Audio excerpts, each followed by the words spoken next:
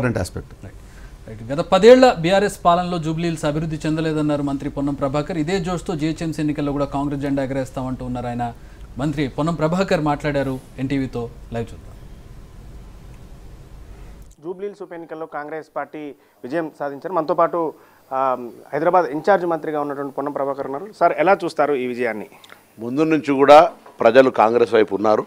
Cantonment ఉప ఎన్నికల్లో కూడా కాంగ్రెస్ పార్టీకి సంబంధించినటువంటి ఆశీర్వదించినారు. ఇప్పుడు కూడా ఇస్తారని చెప్పినాం. టీఆర్ఎస్ పార్టీ అదేవిధంగా బీజేపీ కలిసి ఉమ్మడిగా కాంగ్రెస్ ప్రభుత్వాన్ని అనేక రకాలుగా దుష్ప్రచారం చేసినా, డైవర్షన్ పాలిటిక్స్ చేసినా ప్రజలు కాంగ్రెస్ వైపు ఉండి గెలిపించినారు. వారికి గెలుపు జూబ్లీహిల్స్ ప్రజల గెలుపుగా భావిస్తా ఉన్నాం.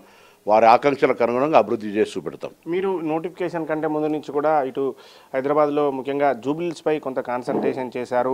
తర్వాత చూశారు, మీరు అక్కడ ఎట్లాంటి సమస్యలు చూశారు? ఇప్పుడు మీకు ఒక ఇన్ఛార్జ్ మంత్రిగా జూబ్లీహిల్స్ నియోజకవర్గంలో ఏం చేయబోతున్నారు? నేను కూడా ప్రజా జీవితంలో చాలా కాలంగా ఉన్నా, కానీ జూబ్లీహిల్స్ లాంటి నియోజకవర్గంలో 10 సంవత్సరాలుగా జరిగిన నిర్లక్ష్యాన్ని చూస్తే బాధ కలిగింది.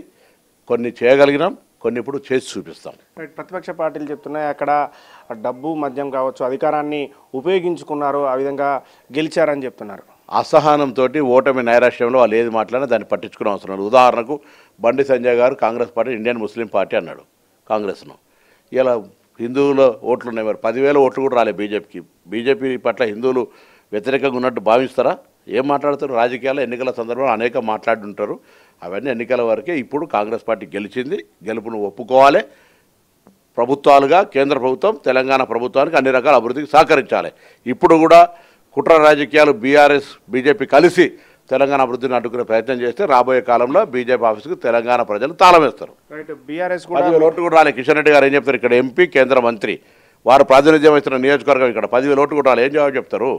బీఆర్ఎస్ కూడా మీ మీద ఆరోపణలు చేసింది. బకాయి చాలా పడిందంటే ఒక బాకీ కార్డును కూడా పట్టుకొని అక్కడ ప్రజల దగ్గరికి వెళ్ళారు, హామీలు అమలు చేయలేదు, ఓటు వేయొద్దు అని చెప్పారు. కానీ ఇప్పుడు మీరు విజయం సాధించారు, ఏం చెప్తారు? బీఆర్ఎస్ వాళ్ళ బకాయి ముందర మా బకాయి లెక్కకు రాలే.